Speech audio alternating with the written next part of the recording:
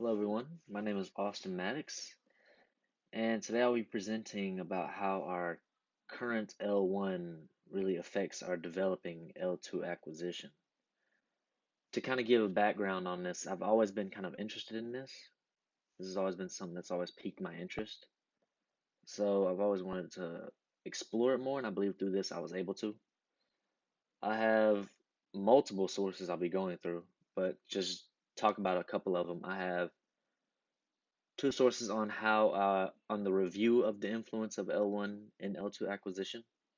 I have two case studies that I want to go over. One of them is a Saudi Arabian student who is in an English ESL classroom, and the second one is a case study of a Chinese learner in the US. And it's not so much, I won't be talking about the how to teach them a certain language. It's more of a how their language affected learning their second language. And my next source is the relationship between the first and second language learning. So that talks more on the similarities and differences between learning your first language and your second language. And then also I found a really great chapter in our assigned readings. It's from Ortega, chapter 3, and it talks about kind of the acquisition of L2 going from an L1 to an L2, but it also kind of talks about how my last one I just talked about the similarities between the first and second language learning. And so I'm really looking forward to talking about this. I really hope y'all enjoy it. Of course, down below and whenever this is posted, if y'all have any questions or anything, please let me know, and I will do my best to learn. Or to, sorry, I'll do my best to I'll do my best to answer them. Um, I'll go ahead and get into it. Thank you. I hope you enjoy it. I am wanting to talk more about my topic, so I'll be going through a PowerPoint on my topic, and I'll talk about different slides and I'll provide more information as we go. So for my topic, it's between L1 to L2 acquisition, and the research question I'm doing is, does your current L1 influence your developing L2 acquisition? And if so, how? So to move on from this one, you can look at the transfer between L1 and L2, and it can be split up between four different levels. And those can be sounds, word, syntax, or culture. Sound transfer in SLA, it's found that L2 learners' pronunciation is heavily influenced by their L1. With word transfer, it seems that if words are similar between L1 and L2 languages, then the learners feel the target language they're learning to be easier.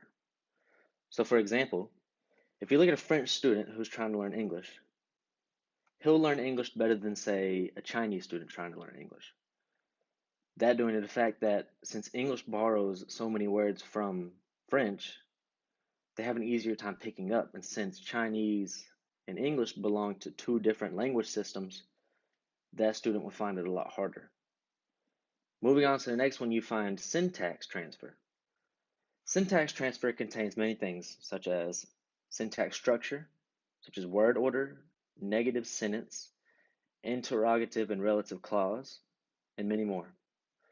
Positive and negative transfer are present at the same exact time.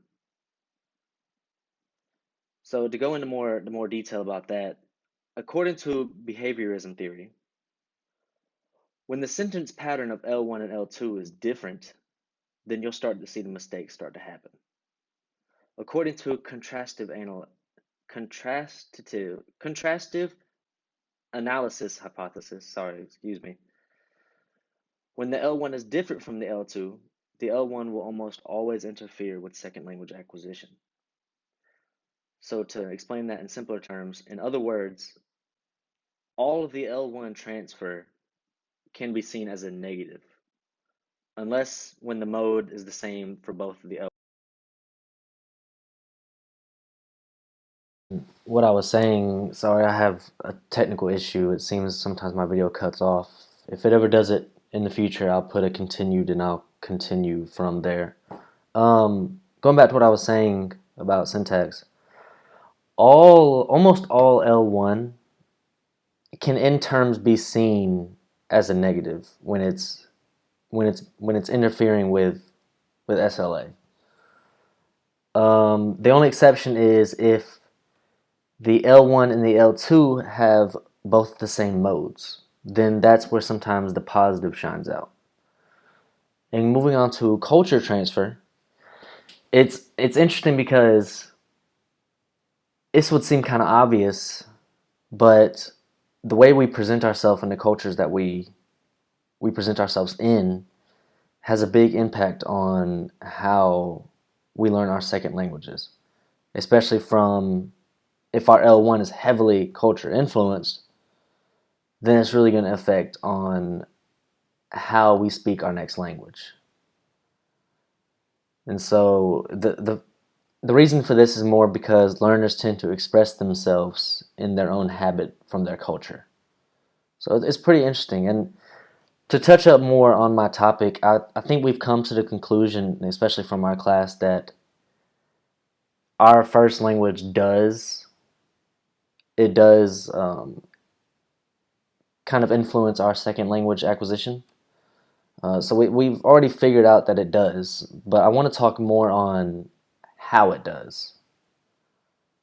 And so I think I'm going to keep doing the continued slides or the continued videos, and in the next one I will talk more about how our L1 is affecting our SLA.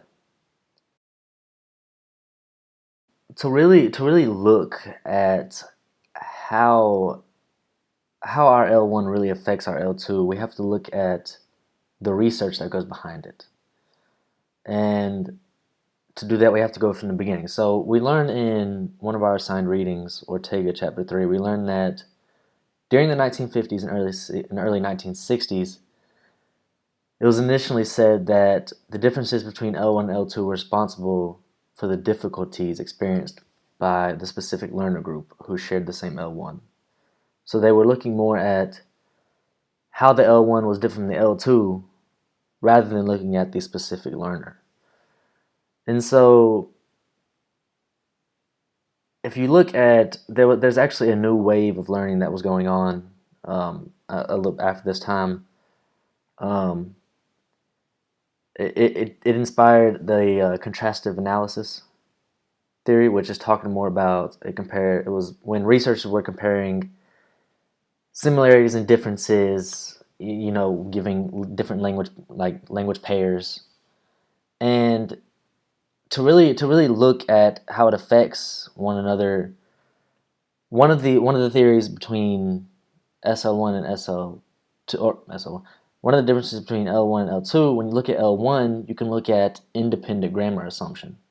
Independent grammar assumption talks more of kids' language and how when a kid speaks, rather than it being a broken down version of adult language, it has its own very own system.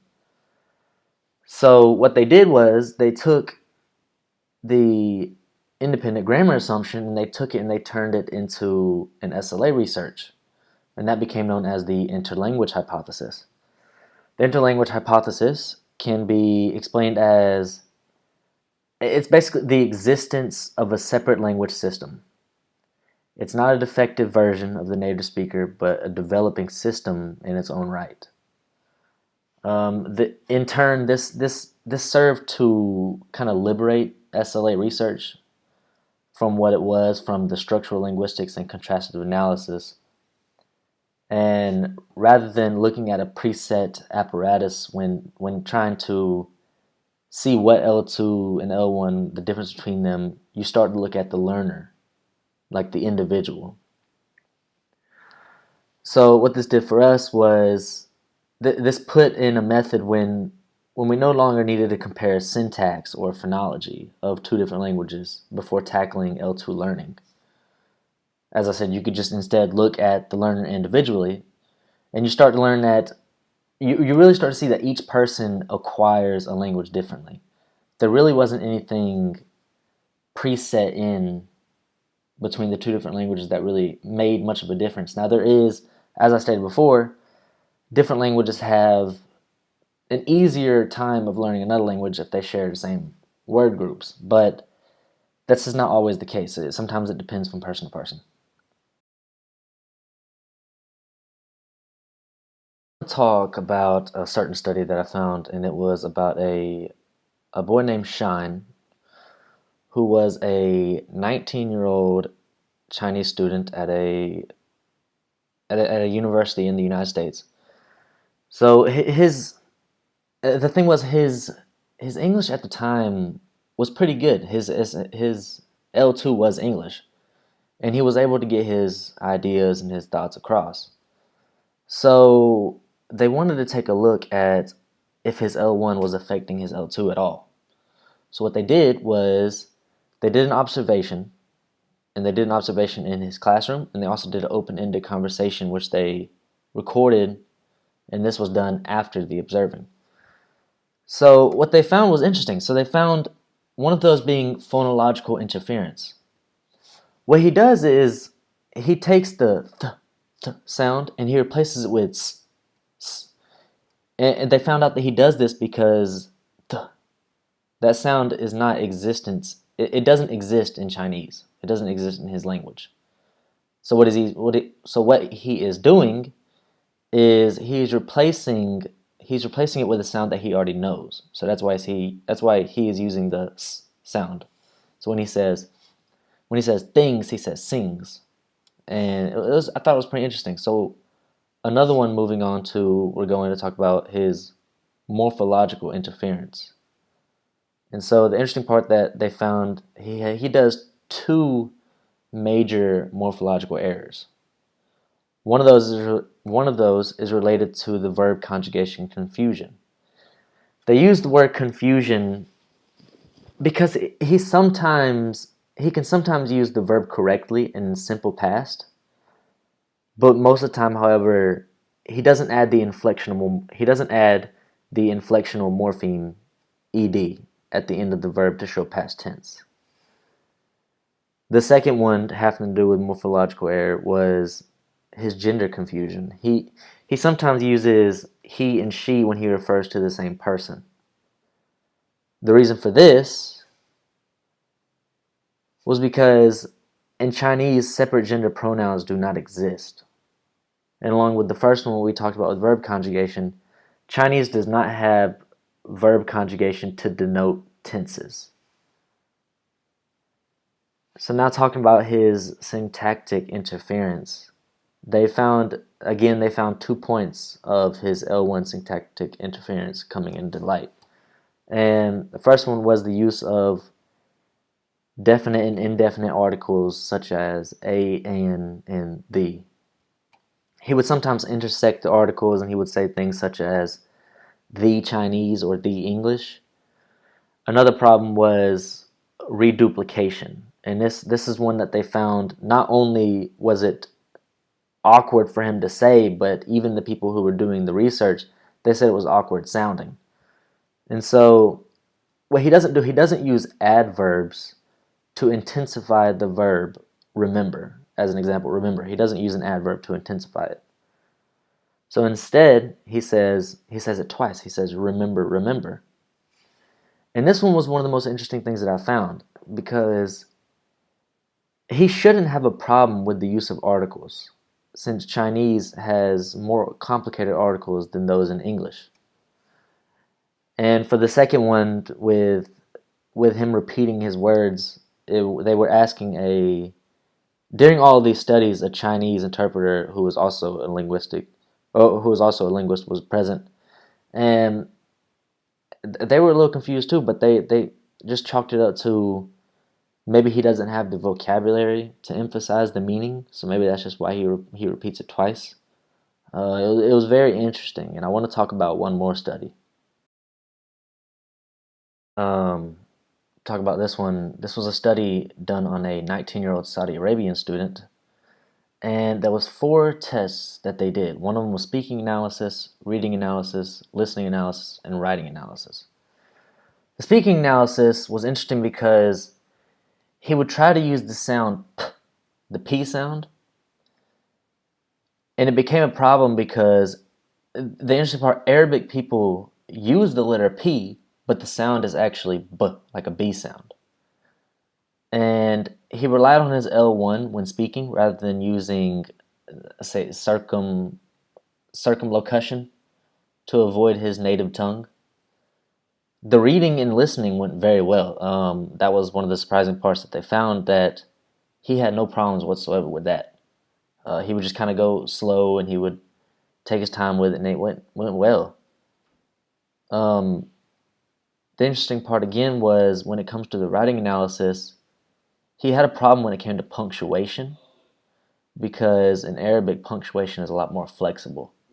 So he would kind of be more flexible on how he would, or he could be more flexible on how he could use it, but in English he is not able to. Take this time to thank everyone for taking time out of their busy schedules to watch and listen to my presentation. Of course, if you have any questions down below, I will be very glad to answer those.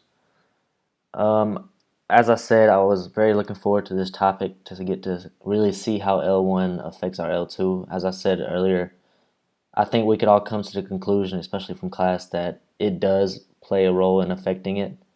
Whether that be good or bad, it does play a role, and it was interesting to get to see how it does.